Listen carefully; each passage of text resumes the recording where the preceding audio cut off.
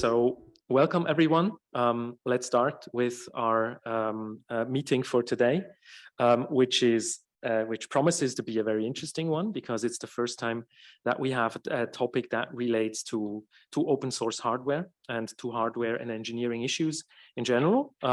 Something we didn't have so far as part of our lecture series on research quality and open science. So I'm very happy to welcome Robert Mies today as a speaker and Michelle Christensen as our commentator. I'll just say a few words about them and then we quickly get into the topics and the usual procedure, which means a presentation first, commentary afterwards, some questions from students, either through the commentary directly, or the students can ask them themselves. And ideally, there will be some further questions from the audience, most probably online. We're only a very small group of people here on site. Maybe the weather also slowly keeps people at home. But maybe it's also the other way around because the heating is fairly okay here, right?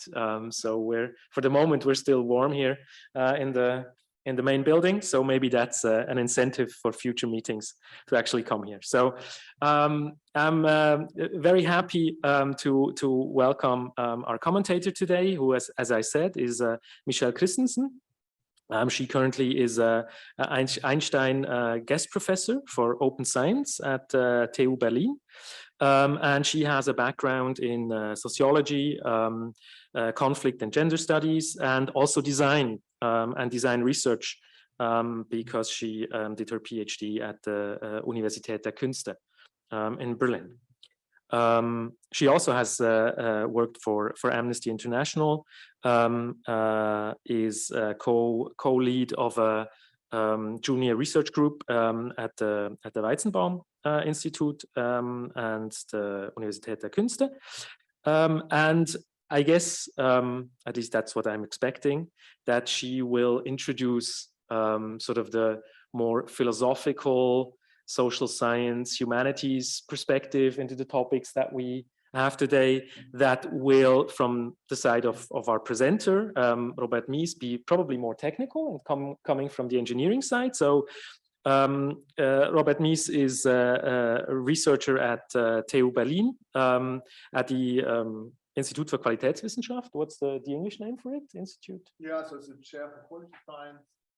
Chair for quality science, okay.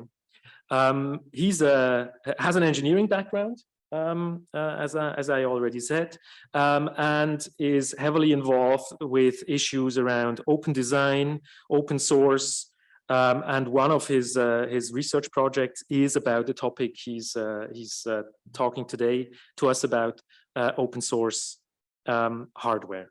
So I think that's what I want to say to set everything up.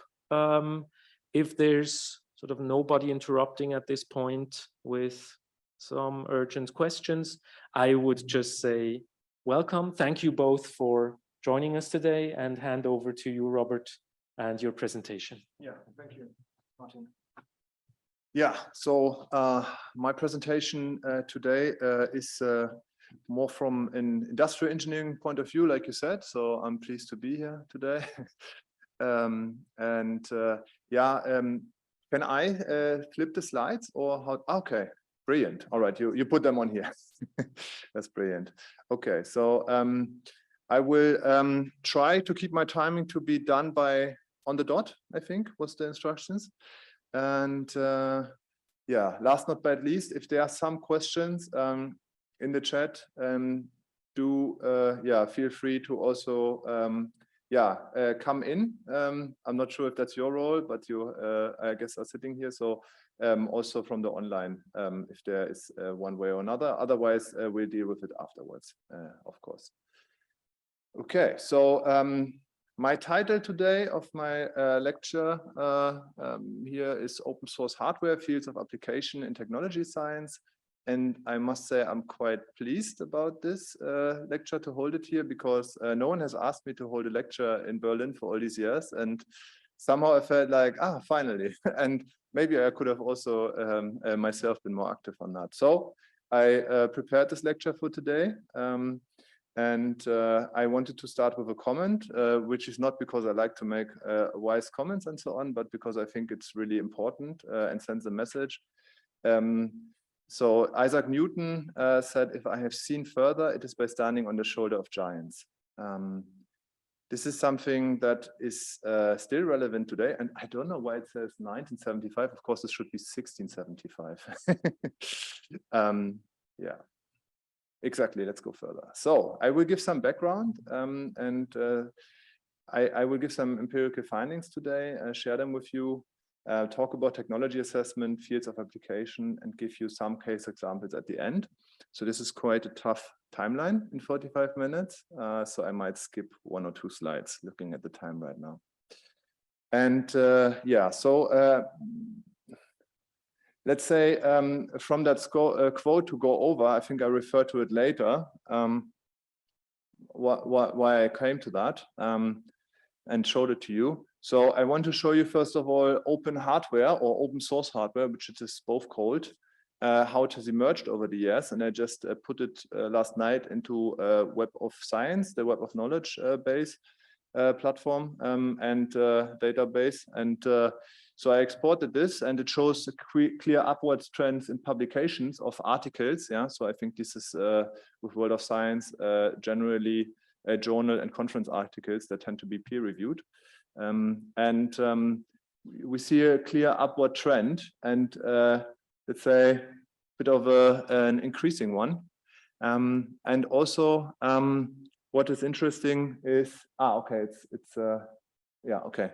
What's interesting is that it's quite driven, Western driven, of course, as many trending topics, but not just, and in particularly European also actors are quite strong. If you aggregate everything I marked there from Europe, and I include UK, of course, then you get to a large bar. And I think that's noteworthy because, yeah, I also feel the way that it's a big topic and it's really picking up, but steadily. And I didn't say so much to my background in the beginning. On a project level, we also do a European project, Openness, and we do an open make project here at the BUA. And both these projects are really about open source hardware. So before I give a little context, just to say that one of them is really about this, looking at researchers and open make, how can they engage in open source hardware? And the other one is about industry. So how can we facilitate companies to join this space, this domain of open source hardware. So what is it? Yeah. So open source hardware, I like this kind of imagery here from the DIY space exploration group. So I just took it, was aware of it through the Open Source Hardware Association, which I will say a few words about soon. So open source hardware, I think this is kind of like a nice story here that it explains, but it really explains the idea behind it. It's about items or source files that have been openly shared with the world and can be freely copied or modified. Yeah. So we're talking about physical objects that anyone can study, modify, distribute, make, and sell. Yeah, the design or hardware based on that design. This is quite important. Yeah, so these 5 words. Yeah, especially the sell part. Also, there should be no exclusion. But I say a bit more about the requirements here in the next slide. And so it gives people the freedom to control their technology while sharing knowledge and encouraging also commerce through the open exchange of designs. Yeah, so it's free, but also open source. Yeah, and I think, Michelle, maybe you will refer to these aspects a little later. I think the sharing of design really, how it says here, it allows on the one hand rapid innovation on a global scale. But on the other hand, there's also simple logic. Let's not always reinvent the wheel. We tend to do that a lot, especially in research. You may have seen this many times if you have been involved in any kind of engineering projects where hardware was developed. And last but not least, this approach has led in practice, it's really a practice phenomenon to open source hardware designs that have emerged, and you can find them on the internet all of a sudden, or get some communication from the projects behind it in many different directions. And just to say, there are prototyping platforms, open source satellites that are out there in space. We have 3D printers that you have maybe even seen or used if you have used desktop 3D printers. We have volunteer space programs. We have a lot of things, today that are building on the principles of open source and expanded towards hardware. So this is from the OSHWA, the Open Source Hardware Association, who are responsible for some of the definitions that you kind of could read from the last presentation slide. And there are some must requirements which I listed here. I just took this as a quote from them because I think it's quite it's kind of what everyone goes by. And so it's when you have open source hardware, it must allow anyone, like I said, to study, modify, distribute, make, and sell the hardware. It must provide publicly accessible design files and documentation. And this is what we refer to here as the source, which is the technical documentation when it comes to physical objects. And it clearly needs to specify what portion of the design, if not all, is being released under the license. So you need to add to the design files, this information, and you do this through a license, that's free and open, and then it does not imply that derivatives are manufactured, sold, warranted, or otherwise sanctioned by the original designer. So if you do that, then it's not open source anymore. So there are also some, you need to go a bit into the detail to understand sometimes whether it's open source or not. And not use the trademarks of other companies without permission. So you may share an object, but trademarks, of course, are still protected. So the licenses usually do not refer to the trademarks, or in all cases, as far as I know. And not to be released as non-commercial or no derivatives. So non-commercial, of course, is a bit vague sometimes in practice, but it means that ideally no commercial interests should be followed. So a company should not really use the design. And also no derivatives means that no developments that are based on this development are allowed, and this is also something that is then not really compliant anymore with open source licenses.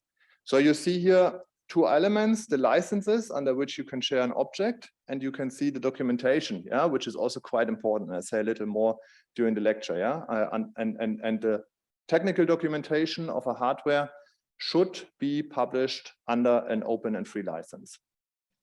So there are also some mail requirements, which I will skip, I think, simply for time reasons, because what I really want to say with this slide is that what open source hardware is for. So it's really about remixing, remaking, remanufacturing, redistributing, reselling, studying, and learning. And now the designer, amongst the listeners here, will maybe know all these terms, but non-designers may not know what remanufacturing means. For example, remanufacturing means you set a product, you refurbish it, for example, and put it back to the standard how it was originally sold. Or so there are different terms also. All of these terms describe some type of reuse. So how can you reuse a design or an object? Okay, so a brief history to run you through. I've got a bit of a program today because I got so ambitious when I got the idea of making this lecture. So it's really goes back to free and open source software. When the Linux kernel was released, I think this is a real hallmark in the history of free and open source, clearly.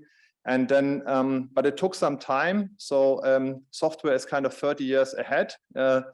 To hardware, because only in 2005, for example, the iconic cases of the first Arduino was made, and also the RepRap 3D printer.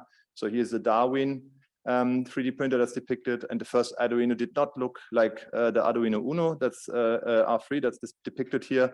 but this is a microchip that can be used for prototyping, and engineers know this because a lot of them use it. But yeah, so for social scientists, it's a platform product that really allows you to make quite complex prototypes, and that creates a lot of freedom, let's say, degrees of freedom to make many different designs and products.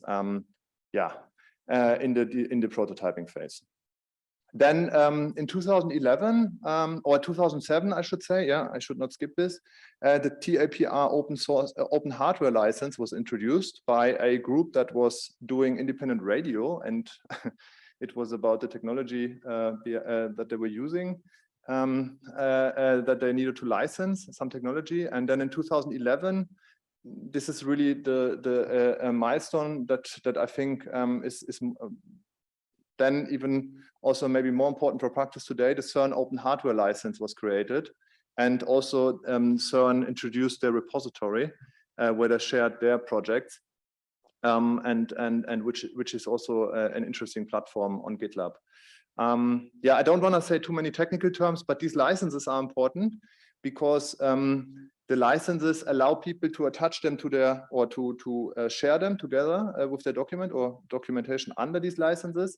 And it means that, for example, you can share a design, and you can make sure that it's available for everyone to use, and it allows that. And also there are some clauses, for example, to limit your liability, because this is a problem really when you deal with physical objects. Yeah, and some other reasons why an open hardware license is advantageous.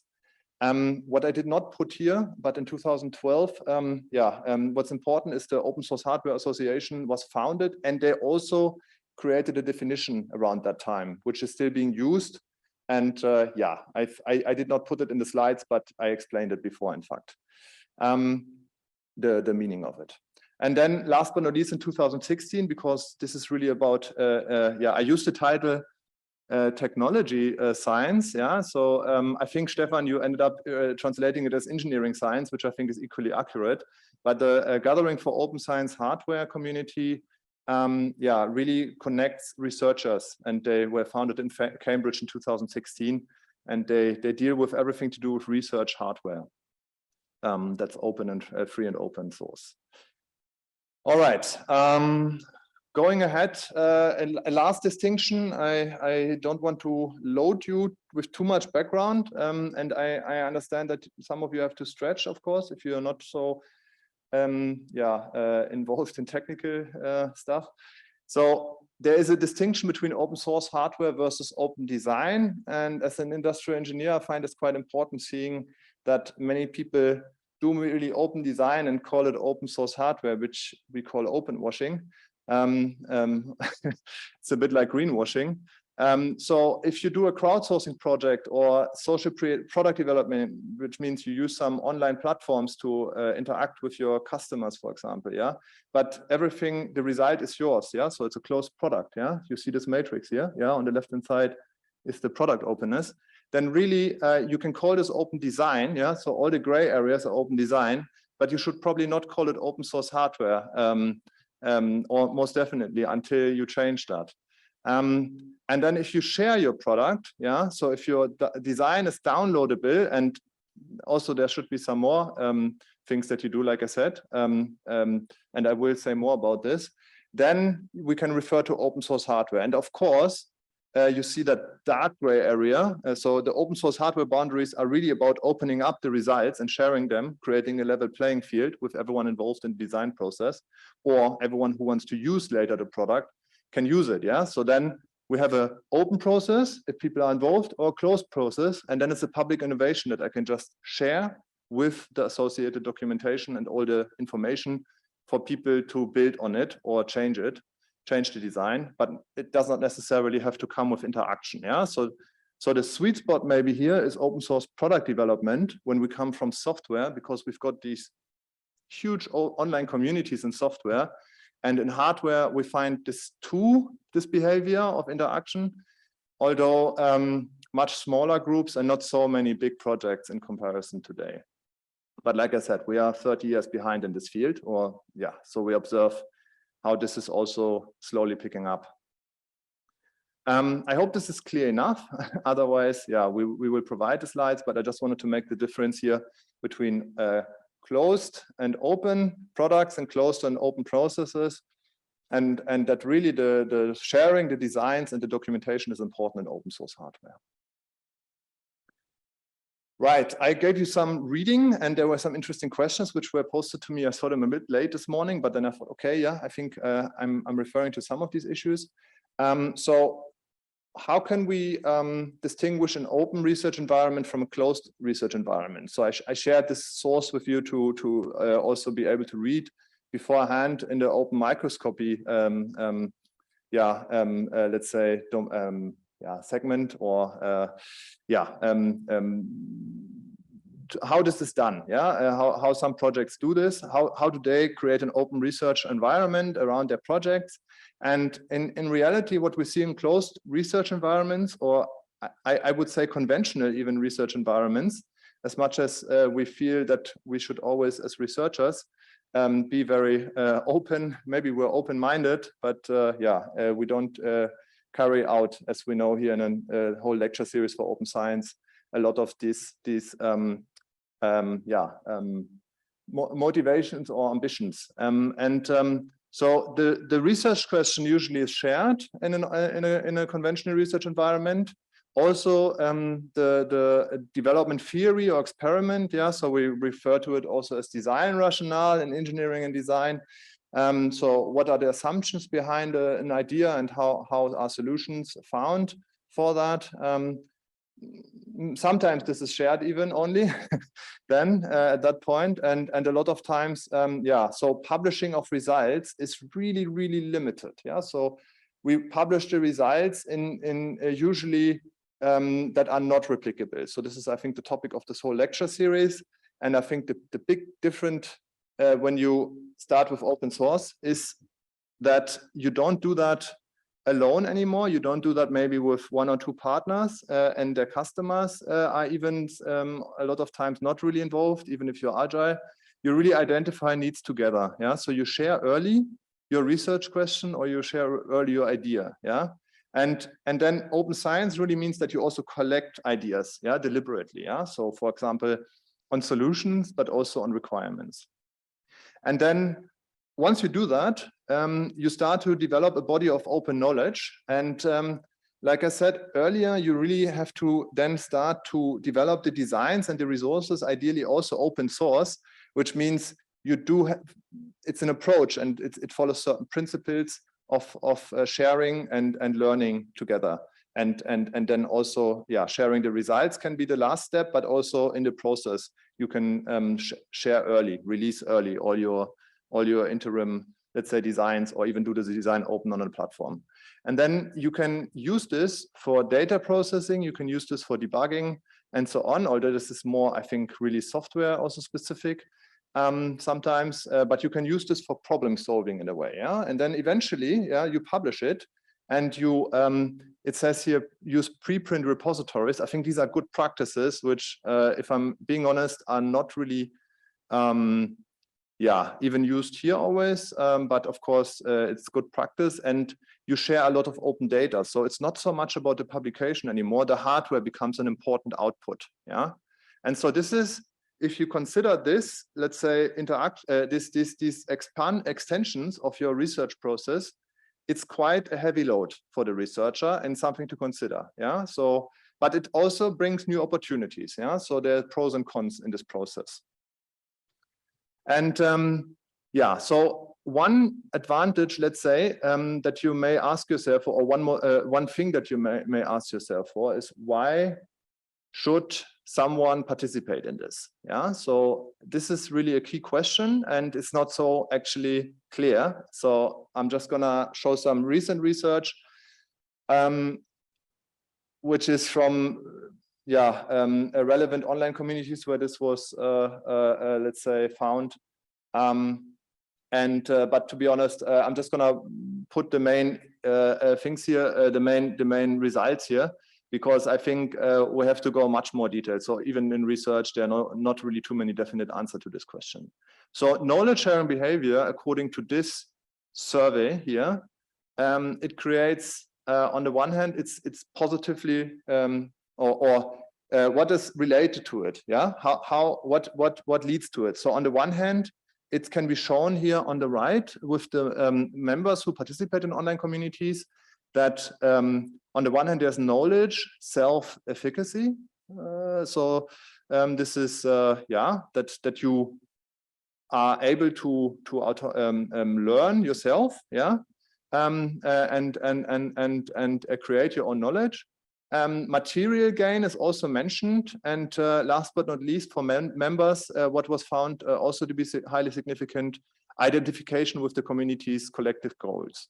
And then once you become an expert, it really becomes more and more about the reputation, yeah, but still about the identification with the community. Yeah, so this is, I think, an interesting result.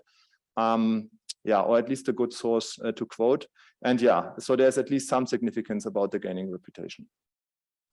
All right, but let's leave it there.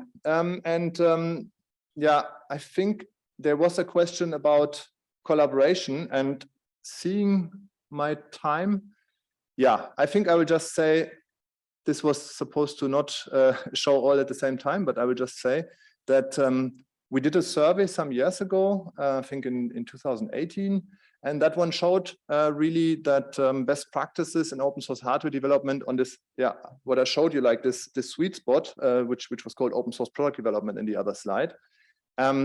It can be seen when you look at collaborative projects. We specifically wrote to those projects that were sharing their designs and saying they were open source. We could see from their responses that there is a partial confirmation that the open source development approach can be also implemented in hardware. So checking all the different items, you can soon read this also. I think we'll just pre-publish it because it's been taking them since June to publish this one when the conference happened. And also there's a conducive climate of collaboration that is widespread from our results. So there is really a majority of projects that does engage in mobilization activities from that subsample that we had. And also a smaller number of projects even adopts best practices known from the domain of free and open source software more closely. Yeah. So I would say these are still some preliminary results, and the field is quite young, but I leave it here for now and you can read the rest later. All right, so what can we say about actual practices? So in terms of actual practices, we did also in 2017 with the same sample a little study. There we found actually, so the principles of open source hardware, which I showed you with, for example, sharing, yeah. So CAD files, CID files, these are the design files of the product, yeah. So you can see the product on the computer, for example, in 3D and model it, yeah. They are not always available, but mostly, yeah. So in most of the 132 cases that we looked at, so this was through desktop research, and but even if they're available, only in half of the cases or so were they editable, yeah. Then again, assembly instructions. So how do you assemble the product? So again, for quite 2/3 or so, they were available, but for only 1/3, not even actually a quarter, were they editable. Yeah. So, okay, then yeah. So they're available, but they're not editable. Clearly, there's a mismatch. You don't really understand why you are doing open source, or actually you are not really implementing the principles. And then bill of materials is also almost as important as the CAD files, even if you may say the assembly instructions are not so important, or find some preliminary way on that. Bill of materials are only shared in 90 out of 132 cases. So, and then, yeah, much less, only a 1/3 or so of them were editable. So you may think that's not a problem because, yeah, if it's not editable, then I make an editable file out of it, but people will not do that. It creates a big barrier. So original files is an important thing, which I will show you in one of the next slides. And then also, yeah, so there were further things we tested. We checked simply. So we kind of mapped this against transparency, accessibility, replicability, and usability for commercial interests. And we found this kind of profile here. Yeah. So I'm showing you this to really say that take it always with a pinch of salt. There's a lot of open source hardware out there that's not really open source hardware, and you have to look under the surface, what's going on. And also what was the main result for us in this research was it's not about open or closed, it's about a certain level of openness. Yeah, so we kind of took that and kind of have the wrong order here. Yeah, anyway, we kind of took that and did more research on that. So I don't want to do too much research. I don't want to give you too much research from us, but I realized I had the slide and it really shows also the difference between conventional practice and open source hardware practice. And I also noticed that there was a question, so I quickly inserted that one on how can companies come in, or I'm not sure what was the question anymore, but how can a question in the direction of open innovation. So when you compare conventional practices in design versus open source hardware development, you can actually see an open innovation, which is about sharing your intellectual property beyond company boundaries, for example, or also in a university beyond organizational boundaries. You can see that in co-design, activities are quite limited to understanding the needs and then validating the final result in a design. Yeah, in conventional, let's say, co-design, this is all you do. Yeah, and then you, as a company or as a researcher, produce the solutions. Yeah, but there's really a difference in open source hardware between what I would call conventional co-designing and open source hardware development, because you need to, when you look at it from the lenses of companies who want to create some synergy advantages with open source hardware communities, then so these are online communities, then you need to turn open source hardware activities not into company community, not into company innovation activities or university activities, but into, let's say, community activities, community-based activities, where really the primary source of value creation is not, let's say, controlled, but you really share all the information, and you also try to elicit some kind of participation by bringing in people and making it a project that's not just yours, but it belongs equally to others.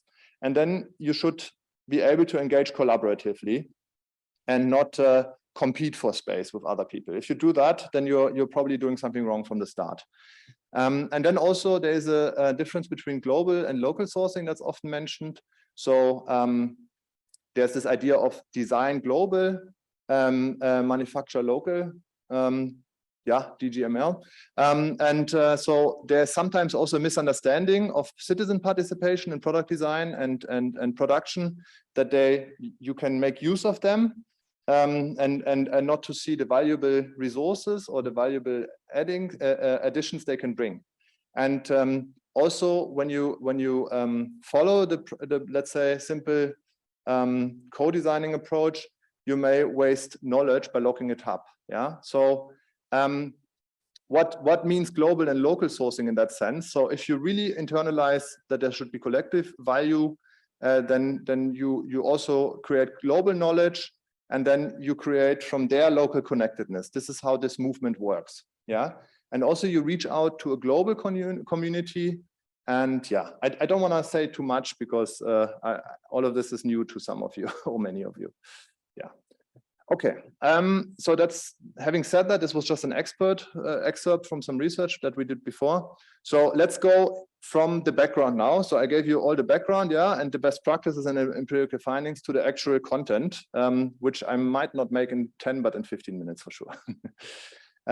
So in the reality, there's one problem that has been tackled by some groups in the last couple of years, which is about self-certification, and more broadly, technology assessment.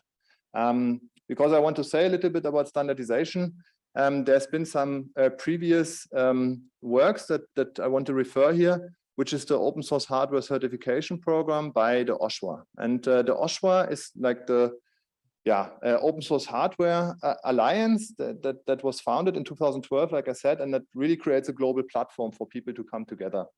And they made this certification program where producers can indicate that their products meet a uniform and well-defined standard for open source compliance.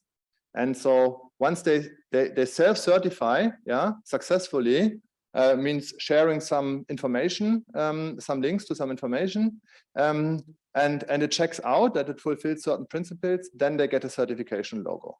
And I listed here the 4 main elements of information that's required or at least recommended, which is about the hardware itself, the product itself, there's the software and its documentation. So you need to give a whole idea about what are the components, elements that are covered by this, what is the software if there's any involved. So there's like if clause here, and then also the documentation is definitely required for the design, schematics, instructions, etc. And last but not least, the branding. It's good to give that too, just so that people can recognize your hardware, because branding is maybe the way you make money in open hardware as a company. And then the OSHWA generates you an identifier, which you see here on the left-hand side, and then users can find open source hardware projects better along with their documentation and can use this and attach it to their products. And you can find actually on this website science projects. So I linked it below. You can click on science and then see science projects. And I think there were about 160 or 165 projects that came up who underwent this self-certification procedure. The people behind who are doing this, they just get the information, check it. If it checks out, briefly check the files and then give this ID. But if it's wrong, there's also some penalty mechanism. So someone could escalate from the community and say, oh, you've done something wrong, and you sign that you then have to pay the penalty, which has not happened so far. Okay, so I was trying to say earlier that it's quite important to understand openness. So after this preliminary research that we did, I also want to share this research because for us it was quite important for consecutive research in the last couple of years. So on technology assessment, we saw that what the OSHWA was doing, and they were really quite focused on the licensing bits. So we looked really at documentation, and we said, okay, we need to define somehow product openness. So we did a simple scale, and I think, I had a little animation at the beginning. So you try to get as many points, but more points doesn't necessarily mean better. Every project is a bit different, but each criteria, if it's met here, you get 1 point. So people use this to assess their projects, and also a lot of people, when they did meta-analysis, that was our original aim, to create a scale. So the idea is to understand really, is a product open? So does it use the licenses? Does it share the design files? Does it share the parts list, the bill of materials, so-called, the instructions how to assemble, and does it share all of this with original files? So people can work together, but they can also modify it, and so on, because this is quite important. Also, if you think about distributing and selling it, because you need to export production files. And last but not least, process openness is also important, although this is not very well defined yet here, but we thought we also think that this is like on top, also very important from the open source principles where we kind of derived this from, so that you use version control systems. These are repositories where you can see all the file changes, and the contribution guide, so you can see how to interact with the community, for example, although some years later now, this may not be so important actually. And issue tracking systems is also quite important. So these are kind of, today you all know maybe what this is if you worked in some corporates before. So today task management systems have become kind of part and parcel of daily work in agile teams in companies, and also more and more in universities. So we use these Kanban boards to move tasks and so on. This is derived from open source software, and we also can find, apart from the contribution guides, relevance on these issues, on these criteria in hardware. So this is called the Openometer. And we did this, let's say, also in vein of making some measuring openness.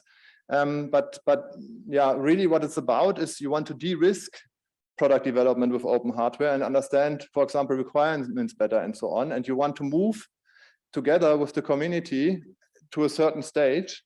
And so we also have been coming to challenges in the European project, Openness, where we worked with industry or with small, medium enterprises, manufacturers, small companies, small producers, who, yeah, in European projects were supposed to create some kind of technology readiness and started from some time of technology readiness. And so in product development, you have this TIL scale, technology readiness level scale, which I'm not giving you too much background in the slides here, I figure that right now, but it kind of was created by the NASA to say how much investment do you need, yeah, to develop certain products and to get to a certain stage, and then you decide, do you go further or not, because you also know roughly how much investment is associated with moving all the way through this TIL scale.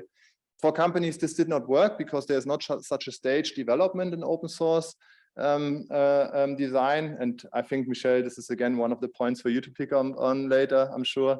But yeah, so the idea is here really that we need to go back to the definitions and understand what's going on. And we found that one thing was the technology development, and that can be slightly adjusted to a more agile way. That's not too rigid, yeah. That's not kind of coming from a systems engineering perspective where you have all these different elements that are then put together, and then you solve the problem by integrating that on the overall level and so on, and testing later what you defined earlier. This is something every engineer learns at university. And as an industrial engineer, I must say though, in companies, that's not always the reality, and especially not in this domain where you work in quite a flexible way. So we thought, okay, it's on the one hand the technology that needs to mature, but also it's about the technical documentation. Yeah, so because this happens over time, and it doesn't really happen maybe always in a linear way. It happens in a quite sometimes surprising way, whereby people jump and take certain angles. So it's really incremental and iterative that you make such an assessment, and that you have easy to use scale, and that you also measure now like this, the 2D readiness, we called it, and not just a singular dimension with technology readiness, by also considering the documentation, which I said earlier is very important for open hardware. So we just verified the scale with some ventilator projects from COVID times, and saw that in fact some of the projects are moving quite well forward, although yeah, not all of them were market ready yet. So I did not give the scales here for not giving you too much detail, but you can see one is starting and 4 or 6 is finalizing on the 2 different dimensions. So all of this is kind of like the background right now, and there's more, and I don't want to, I'm not sure how far I can go into detail here, so there are some challenges for standardization today, which I will just pick up on, and then I will not explain really about the standards that are there or being under development right now. But we really have a problem with different interpretations of openness and open source hardware in the field, and this is not just practitioners in industry or in let's say free and open source communities that are just freely contributing. We also have these problems in science equally. There are different interpretations of openness, and they're really, it's a young field, like I said. Software has 30 years. And hardware only started in the mid-2000s, so half of the time. So there's a real need for settlement of harmonized practices, because this is really a relatively young field. And then we have to see with standardization efforts, there are some de jure standard setting procedures, or especially one with the DIN spec 30105 here that's mentioned. But there's also in open source software a lot of, for example, de facto standards that have been adopted. So de jure means you follow like the normal process of creating a standard with a standardization group or body, and then it becomes part of the standardization body in a country or internationally. De facto is you start sharing some standard and everyone adopts it. And HTML is an example from software where this was the case, which is the underlying standard for making websites and so on. And yeah, so Internet Protocol. So we have, last but not least, here I shared a paper if you want to read further, but we have a problem. So we understand about licenses and rights. Stable, it says here. I would say fairly stable. But we don't understand yet really about documentation formats, documentation contents, how to make it discoverable. Process openness, hardware openness is also not covered, even though we started thinking about that from a research point of view for sure. But yeah, so there are some standards that go in that direction that I just wanted to list here. Okay, so some figures, facts and figures, to lighten us up a little bit towards the discussion. So there's some report about the state of open source hardware. And this is from the OSHWA certification. Yeah, so I'm jumping a little bit, yeah, so we see science is not really that prominent, but maybe not everyone ticked that they come from science. Yeah, and yeah, so but we see that many different industries already are certifying their work on through this certification scheme. What we also, they also made a questionnaire where they asked, what do you do with open source hardware? How do you use it? Yeah, how do you use the products? And I think as a researcher and also as a lecturer, it's really nice to see people say to learn about hardware. Yeah, so for engineers, I think this is quite important, but maybe not just engineers. And also to teach and a scientific or other instrumentation measurement tools. Yeah, so this is the priority of answers that was given. And I think this is really quite important that these are ways how people today use already open source hardware, yeah, who have understood why it's good for them to do so, or some benefits from this. Okay, so this was supposed to build up. Now you see here a lot of lines, also some other facts. So I showed you the world of science sample earlier. So we see some topics here, or some areas of subject areas. Yeah. So for example, engineering is quite prominent, as you may not be surprised. So I put this in red and also made the physics part red because it's also quite engineering heavy usually. But there are other fields. Yeah. So there's, for example, mathematics. Yeah. Or there's medicine. Yeah. Medical technology. Yeah. All the arrows lead to the bottom one. I just edited. In this classification, it did not come up. Medical technology as a cluster, and there are also some emerging topics that are for me even surprising. So energy, fuels, and chemistry here on the right. Yeah. So I did not really was not really aware of that. So I'm intrigued now. And also quite interesting is instrumentation, yeah, and science technology, yeah. So science technology and instrumentation, I think for universities, they source a lot of stuff. So it's also in that domain that we see a lot of works that people have published over the last 22 years. I think this is 21 years because it only showed me 21 years, even though I put in until yesterday.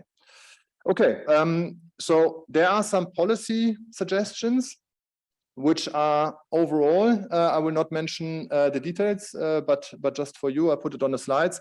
So which are overall for technology transfer offices so far. This is by the GOSH, yeah, the global open source, open science hardware community. Actually,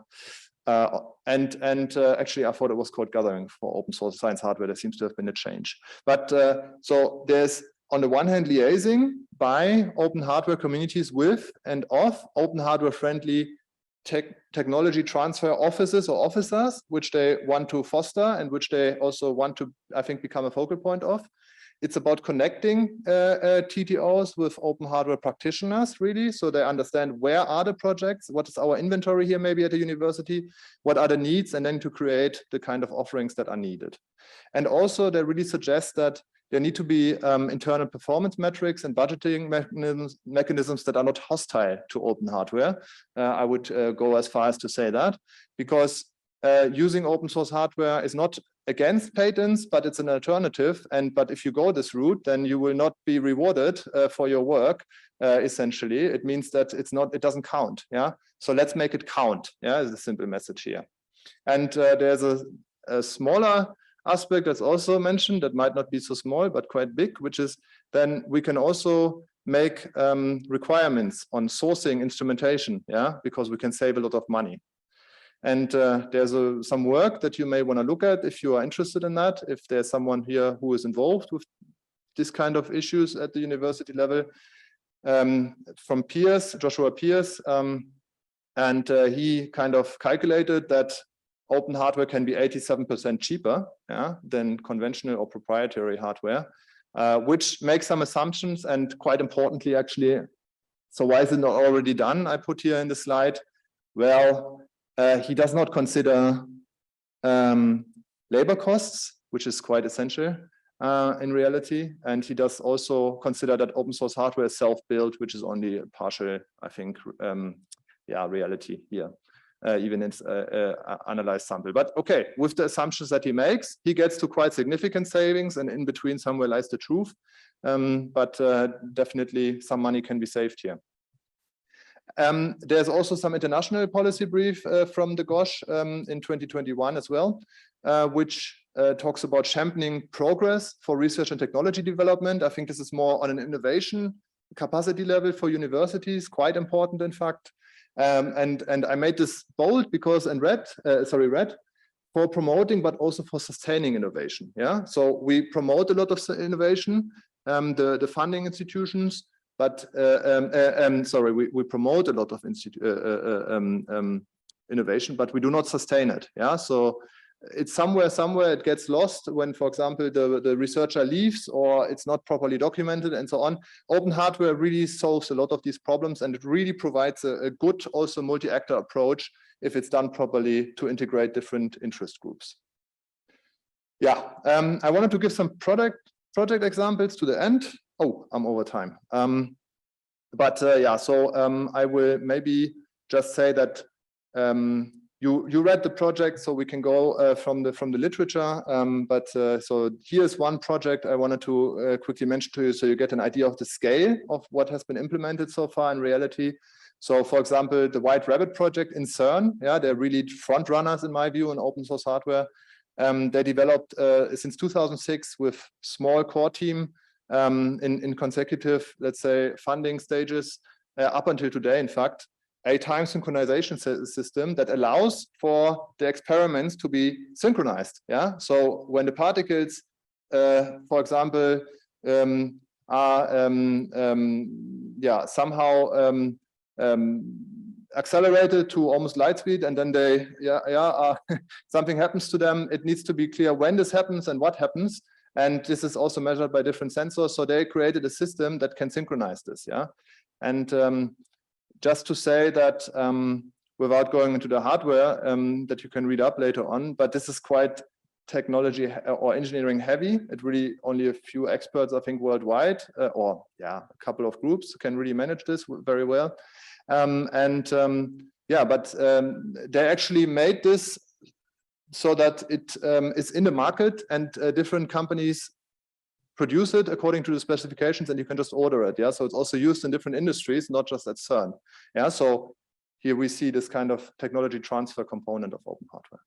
Last but not least, I want to mention a project which I like because it's also situated here in Berlin with some participation from the Physikalisch-Technisches Institut, Berlin. Bundesanstalt, I put institute, because they make an open MRI. So these machines cost €1 million or up 500,000 upwards, and then you have to put them in the hospital with a lot of auxiliaries and so on. And they can make this for, they said originally €10,000, maybe now it's more like 20.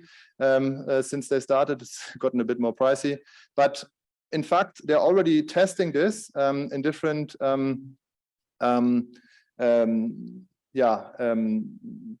in different circumstances, or in demonstrating this. And in 4 to 5 years, they hope to pass clinical stage certification. So then we have open hardware that's, if they reach this goal, yeah, that can also be sold and made into an economical reality, which is not the case today.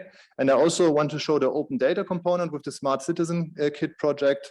So I made this today, not yesterday, actually, which is just a screenshot of temperatures that were measured here and other different measurements by this little device, and it can be found all over Europe and all over the world, in fact. And if you go on this website, you see that a group of researchers in the consecutive European projects really created some participation by citizens to make them into smart citizens, also as an answer to this whole movement of smart cities, because it's really about the citizens that have to be smart in order to change something.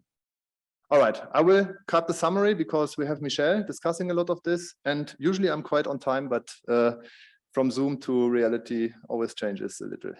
So thank you very much, Robert. I mean, it was understandable that you didn't sort of got this all in time, because that was quite sort of a dense and content-rich presentation you had. So I guess this should get us started quite nicely. And I would just use this moment to hand over to Michelle, so she can bring in her comments and maybe also address some of the student questions. So please go ahead, Michelle. Thank you so much. And thank you also, Robert, for this great overview.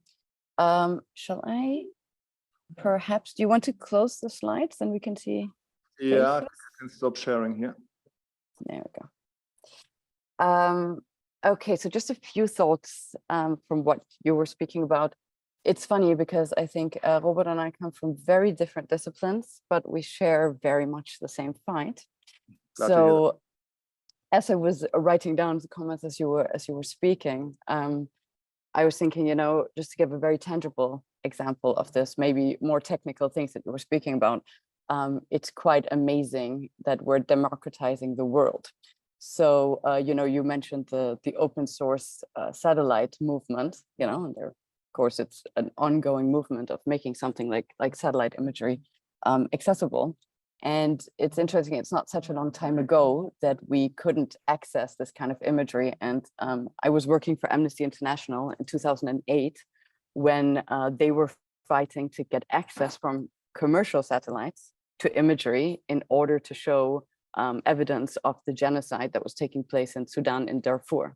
So with this imagery, and they were one of the first human rights organizations to do this, you know, they were showing how villages were disappearing from the satellite images. And this was just something that was such a fight to even get access to get that view onto the world. And now it's something that, you know, we have open source satellites and access to, and we can see how they work, and it's transparent, and we can see what we even want to do with that and what we want to document and in which way. So just that to make it like very, very tangible, I think what you were just also speaking about. Also really nice aspect, which I think came up along the way all the time as you were speaking. And it was a lot mentioned as a word on your slides, as something that I think is always worth saying when we talk about the open hardware movement, is that it is really also very much beyond technology and engineering. The whole open source, open tech, open hardware movement is just as much about communities as it is about technology. And it was nice to see how many times communities was written on your slide, because it is very much about, you know, sharing and developing knowledge and technology in a collective way. So I think one of the challenges that we have also with this movement is that to a large extent, still, it's also work which has been done by people in their free time or in their overtime. And, you know, doing all of this extra work that it takes in order to actually do these documentations and share these files and processes, which, you know, creates this open knowledge and open science practices and culture. So it's very much about people as much as it's about technology and people doing that extra work. I think that's always something that now, as this movement grows, both in civil society and in academia, that we think also about how do we need to make space for all of that extra time that it takes to make this kind of movement, from the banalities of writing the time into our funding proposals, because we need people and time for that, you know, to honoring the work that you know, community movements are, civil society movements are doing in order to make these kind of things possible in the first place. And also taking up, I'm just sort of going through a few different little points and exemplifying maybe some of the more social scientific aspects of the things you did say and were talking about. And another one, of course, is that you mentioned this as a global movement, and you know, you mentioned the global south. And one of the things that we're working on a lot is looking at this whole open movement and questioning, you know, open to who, so who's actually represented in this movement. And when we talk about the democratization of technology, you know, like democracy by who, democracy for who, because there is also really a lot happening right now, also in the South, and there are also a lot of movements going out, like Africa Open Science and Hardware, which grew out of the GOSH community, which is more sort of Pan-African take on open science and open hardware. And it's interesting, I think, to see how it's a very important activism that they're showing. Why that's so important? Because if you look at issues like, you know, creating lab equipment and all of these things, and trying to make healthcare research more accessible, in the case of Africa, for instance, you know, it also has to do with things like doing research on malaria, which is a, you know, massive problem across the continent, but is not something that the industry has, the pharma industry has ever been very interested in putting money in, because it's not very profitable. So a lot more money gets put in, you know, diabetes treatment resulting from obesity than, you know, money gets put in malaria. Although if you look at the amount of people who are actually suffering from this virus and who are dying from it, that wouldn't globally make sense. Or if you look at things that happened, like, for instance, I don't know if some of you might be familiar with the Nestle scandal, you know, when they found out that Nestle was producing and selling breast milk powder for mothers who couldn't produce enough milk when they have their babies, and they were selling different qualities in the north and in the south of the world, because they thought that was okay. So, you know, there's also movements coming out of open hardware and open bio now, who are thinking about, you know, how can we do that even in an open source way, and make, you know, our own breast milk powder in our own processes and secure our own quality. So it's a very interesting space that's opening up. And maybe two examples specifically within the African context that I was thinking of. The one is that there are labs like Mboa Lab in Cameroon, which are sort of open bio labs, which have been going on for quite a few years now, and they're really trying to make sort of healthcare cheaper and more accessible on the African continent. So from using open hardware to make lab equipment, to develop, taking open source even further, from software to hardware to wetware, and developing things like open source enzymes, which they did in collaboration with Cambridge University. You know, they're trying to really create this globally inclusive biomanufacturing tools, which are sustainable by design, in order to make this kind of research in the first place deployable in more low resource countries.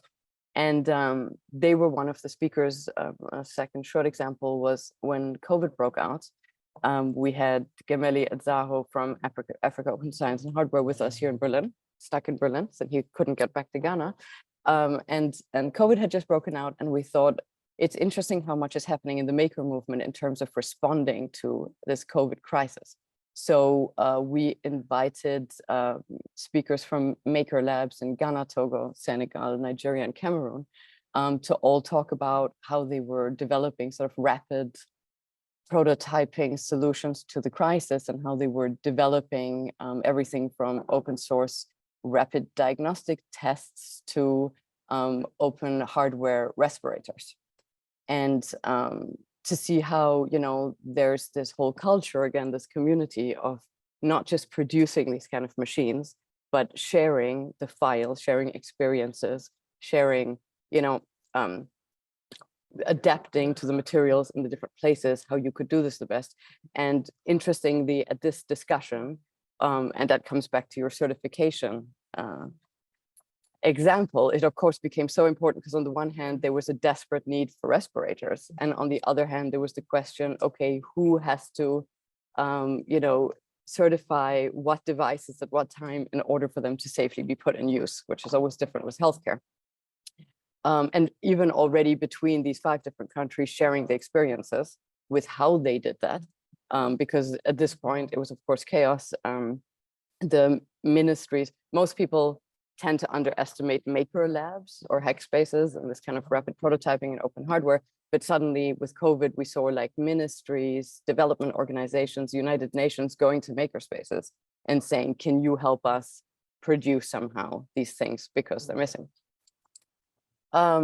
Yeah, so there's a whole, maybe I'm just trying to maybe illustrate within what Robert talked about and this more technical aspects of the open hardware, that there's this very real politics behind these communities and this use of hardware. You also mentioned open data in the end. One of the things that which I find interesting also in terms of collecting data and the political relation of the North and the South was in the case of, don't know if you've heard of Agbogbloshie, which is sort of known to be the world's biggest e-waste dump or scrapyard in the world. So it's like it's where all the electronic waste ends at the end of its life. And so you have these mountains, you know, of computers and phones and all of these things, which we don't use anymore. And you have, you know, these whole, that's what ends with, that's the other hardware consideration, of course, but you have communities of people who are burning the wires to get the copper back out of them and so on. And it's a very toxic site. And there's a makerspace there as well called AMP, Agbogbloshie Makerspace Platform. And one of the things that they did is they made an open hardware air quality tracker and put it on the roof of this makerspace on the site because the Ghanaian government had put up air quality trackers in different places in the city and said, you know, the air quality is all right. And so as an open hardware movement, they were able to put it up in different sites and say, no, it's not all right. So this open hardware and open data, you know, became a policy argument towards the government of taking in consideration, you know, how they're making sort of their policies around air quality and what they're acting on as a government. So I could continue with all of these kind of examples. I could talk for hours about the relevance, the sort of social political relevance of open hardware and the examples that we've seen so much. But one of the things I find very interesting is that it's this very global movement which is challenging the boundaries of academia. So to throw back the ball with the first question, maybe to Robert. And it's happening sort of on the borderlines of, there's a lot happening in the universities, but there's also a lot happening in, you know, online communities, maker spaces, civil society, activists, all sorts of different spaces which are outside of academia, you know, so it's kind of a bottom-up movement in general as well. And I think now it's sort of this clash of between sort of policy discussions and engineering discussions and political discussions and all of these things. And so I definitely think we need to have a quicker and more interdisciplinary debate between all of us on this movement. But I was wondering what academia contributes to all of this and why. Yeah, I think it's not a straightforward answer here, for sure. So academia has been driving this quite heavily. It's not showing in the numbers that I showed, but the RepRap project that I showed is a project that was created at the Humboldt-Universität. Yeah, I mean, it was really essentially to ask at the time